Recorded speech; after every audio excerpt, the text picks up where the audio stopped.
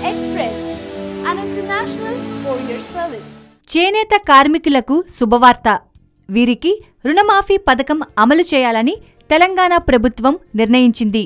ఈ మేరకు సమగ్ర సమాచారాన్ని సేకరించిన అనంతరం సీఎం కె చంద్రశేఖరరావు విధాన ప్రకటన చేస్తారు.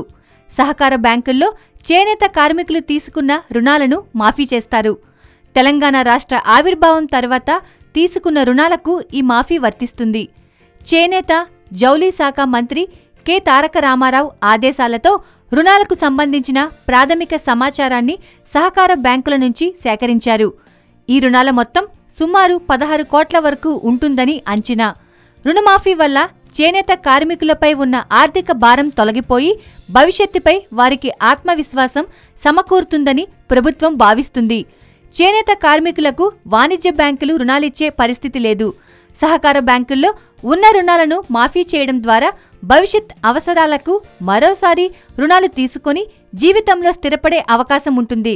చేనేత రంగానికి జీవం పోసేందుకు ప్రభుత్వం 1200 కోట్ల నిధులు కేటాయించింది. నేతన్నలకు చేయూత పథకం, నూలుపై 50% సబ్సిడీ అందిస్తుంది. చేనేత కార్మికులు నేసిన వస్త్రాలను కొనుగోలు చేసేందుకు ఒప్పందం చేసుకోనుంది.